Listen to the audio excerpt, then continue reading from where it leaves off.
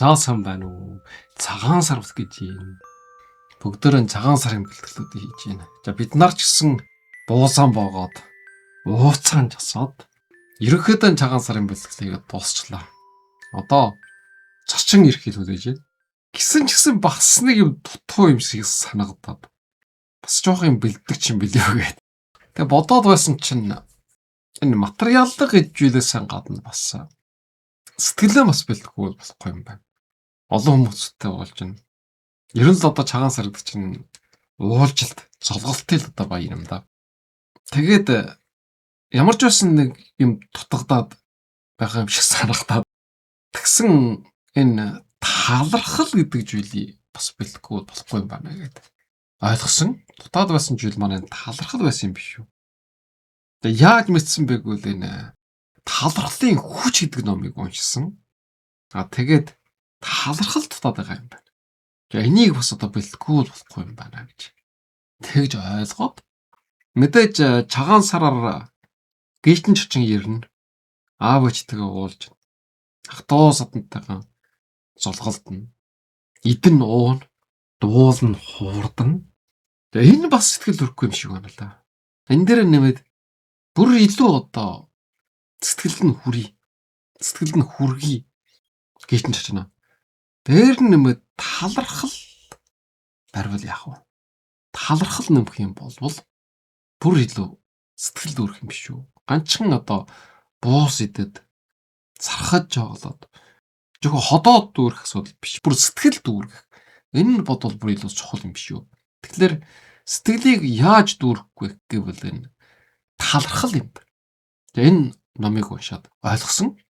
Хичнээн сайхан ширээ жассан чи хичнээн сайхан Монгол ёс заншлаан бараад золгосон ч бие биендээ гомдолтой сэтгэл дундуур байх юм бол тэр бас цагаан сар болохгүй.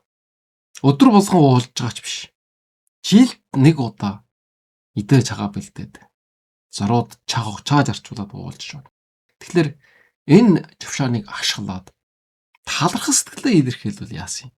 Бид нарын хамгийн муу хийж сурсан зүйл, хамгийн их дутагдж байгаа зүйл бол талархал. Аав ээжтэй бид нар талархж исэн билүү? Үр хүүхдтэй баярлж исэн билүү?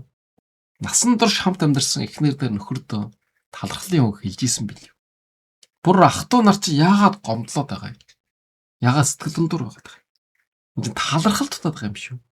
Тийм учраас энэ жил миний хувьд уулзсан учирсан бүхэн хүмүүстэй жаруулаад талархлын үг хэлье гэж бодоод талархлын үг хүртэл бэлдсэн байгаа. Буус бохосоо илүү энэ талархлын үгийг бэлдэх бичиж боловсруулахад нэлээд хугацаа зарч болсон. Яагаад юм? Яагаад гэвэл нэгдүгээр талархах юм бол сайхан зүйлийг олж хардаг. Амьдрал өөрчн сайхан харагдана гэсэн. Таларх сэтгэлтэй хүнд талархал илэрхийлж их үед амьдрал сайхан харагддаг. Тэгээ хүн азралтай болдог. Ууралсан, бохимдсан, гомдлсон үед амьдрал муухай харагддаг. Хоёрдугаарт нь болвол талархах үед хүн өөртөө байгаа зүйлээ олж хардаг. Харал да. Бид нарт бүх зүйл байж байна. Өмсөх хувцас, идэх хоол, амьдрах орон байр. Аав ээж, үр хүүхэд, эхнэр нөхөр энийг яаж олж мэдрэх вэ гэдэг зэрэг талархсан үед л сая олж мэдэрнэ. Олж харна. Харин талархдаггүй бүх зүйл сэтгэл дундуур байдаг хүн болвол энэ бүгдийг олж харахгүй. Олж харахгүй учраас мэдэрч чадахгүй. Гуравдугаард нь болвол талархна гэдэг болвол харилцааг гүнжээрүүлдэг. Одоо өнөөдөр цагаан сар болж байна. Бид нар дуртай дургу, харьцаа сайн муу гэж ялахгүй. Өөрийнхөө баргал бүх төрөл төрөсөд садан төрөлтэйгээ уулж байна. Зүгээр нэг айл дорд золгоод 3 буус идэж 3 хэм тогтоогоод 3 дуудуулаад бас харилцаа сэргэжгүй. Харин тэр хүмүүстэй баярлж явдгаа, талархаж явдгаа. Өчүүхэн тэдээч болтохой тус хүргэсэнтэй. Тус хүргээгүй юм аа гэд өөрийн чинь төрөл төрөсөд болсных нь хувьд талархгүй хэлэх юм бол энэ харилцаа зүжиг шиг сайжир. Дийлэн хүмүүсийн гомдол болвол юу вэ гэдэг хэрэг. Энэ талархах сэтгэлийг мэдхгүй гэсэн юм гомдол байдаг. Хэрвээ талархах юм бол харилцаа маш сайжрахаас гадна бүр тэрнээ чинь ичнэн дахин илүү юмыг өөрчөө буцааж өгнө. Энэ зөвхөн одоо ашиг харж байгаа бас юм биш. Хүмүүсийн хооронд харилцааг сайжруулж байгаа. За дөрөвдүгээрд болвол талархна гэдэг нь болвол энэ сэтгэлжүйн тархалгааг бий болгож байгаа. Бид нар жохом эрүүл байна уу, өвчтөй байна уу? Өөртөө итгэлтэй, амжилттай амьдарч гин үгүй байна уу? Энийг юу шийдэх вэ гэдэг бид нарын сэтгэлжүй шийдэж байгаа. Тэгэхээр энэ сэтгэлжүйн тархалгааг сайжруулах болвол талархал. Талархах юм бол яг сэтгэл готрох юмгүй бол сэтгэлийн готролд орохгүй. Яагаад сэтгэл готролд ороод байна вэ гэдэг бид нар сэтгэл дундуур гомдолдог, шонжин сандаг гэдэг ч юм уу. Энэ бүх зүйл бол тархалгаас оруулж байгаа. Тийм учраас саяар таларх сэтгэлтэй юм бол ямар ч хүнд байдлыг даван тулах болж чаддаг. Ингээд сэтгэлжүйн сайжрахтай зэрэг өвчин жавцсан хүртэл тусахгүй. Бүр эдгэж илаарш ийм үжиглүүдс олон байдаг. Чин сэтгэлээсээ талархаж явсны үр дүнд хорт хавдар нэгэрсэн жишээ хүртэл байдаг. 5 дугаард нь бол талархна гэдэг бол амьдралын илүү утга учиртай болгож байгаа. Талархаж байгаа хүнээ сэтгэлжүй тэр ахшны мэдрэмж амьдралын амтыг мэдэрсэнтэй холбогдолтой. Энэ бол өөрийг чинь улам илүү цаашдаа зоригтой, эрч хүчтэй амьдрах чинь тус болно. Сэтгэлийн тэнхээгийг энэ талархлаас олж авч ирсэн. Тэгээ өөрийг үн цэнийг мэдэрч эхэлж байгаа. Гэх мэтэр энэ талархал бол маш олон гайхамшигтай, хач холбогдолтой. За тэгвэл энэ талархлын хүч номыг уншаад дахиад бас маш чухал 5 зүйлийг олсон байж байгаа. За энэ ямар 5 зүйл вэ гэвэл энэ номон дээр бичснээр хэрвээ нэг удаа талархах юм бол дараагийн талархал өөрийг чинь хүлээждэг гэж байгаа. Энэ гайхамшигтай. Талархал гэдэг бол нэг талархаад дуусчихдаг биш гэсэн үг юм байна. Энэ бол шахуудад дуусах биш. Тасралтгүй ундарч яадаг. Улам илүү оргилж идэг. Ийм ч. Тийм учраас талархлыг хайрлаад хэрэггүй гэсэн. Жижигч болтгоо талархал илэрхийлэх юм бол бүр тэрнээс том талархал дараа нь өөртөө чинь хуршиг өгнө. Хоёрдугаард нь талархал бол сонголт. Хэн ч одоо өөрийг чинь талархах хэрэгтэй гэж алгаддаг. Өөрөө чи шийдэх асуудал. Чухам энэ хүнд талархахгүй эсвэл би энэ хүнд сэтгэл домдуур явах уу? Энийг зөвхөн та өөрөө сонгосон. Тийм учраас чивэр одоо бид нарын өөрөөс л халгаж ирсэн. Өөр хэн ч алавдаг, хэн ч хүчээр тулгаад. Чухам хүнд талархаад өв наримталтай, ад жаргалтай сайн сайхан амьдрах уу эсвэл хүнд байнга сэтгэл домдоор өшөнжин атаархал санаад хүйтэн цэвдэг байдал гаргаад ийм байдалтай амьдрах.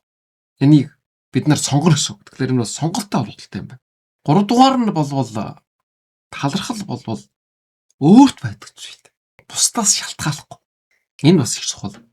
Бид нарт өнөөдөр хангалттай их мөнгө байхгүй байж болно. Хүнд өгье гэсэн өөр юм байхгүй байж болно.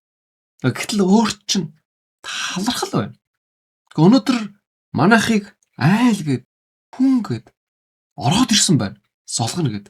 Энэ талархах хэрэгтэй шүү дээ. Тийм учраас өөр юу ч байхгүй байж болно. Өөр чинь талархал байж байгаа. Тэрийг эхлээд өг. Тэгэх юм бол дараа нь өөр чинь бүх зүйл бий болно. За дөрөвдүгээрд нь болвол энэ талархал гэдэг бол журшил. Энэ бас их чухал юм байна. Зүгээр л зориуд одоо хүчээр одоо өөрийгөө шаардж байгаад 1 удаа, 2 удаа, 3 удаа хүн талархал хийж болно. Эхлээд нь журшил болохгүй. Байнга одоо талархдаг, баярлалаа, ялялаа, талархлаа гэд хэлээд яраад явж идэг. Ийм сайхан зантай хүмүүс байдаг. Энэ бол ийм журшилтай гэсэн.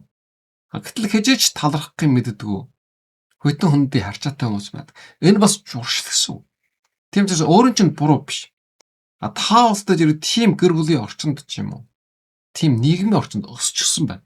Талархал сураа. Тэгэхээр яах вэ гэдэг зэрэг энэ талархлын хүч номон дээр 21 хоногийн талархлын дадал журшил суулгах ийм хөтөлбөрийг оруулсан байж байгаа.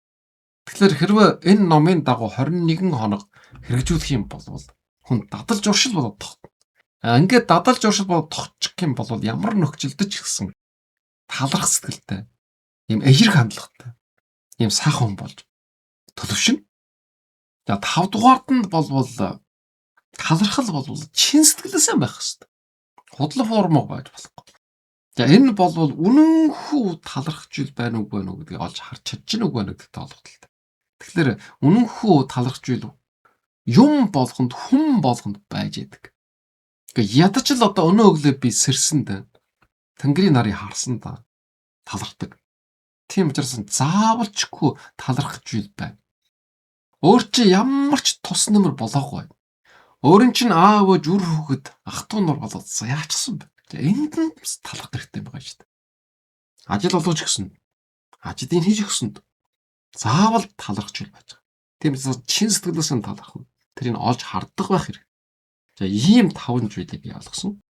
За энэ дээр нэмээд энэ 21 хоногийн талархлын хөтөлбөр дээр талархах үгнүүдийг оруулсан байж байгаа. Яаж талархахгүй? Ямар үгийг хэлэх үү гэдэг.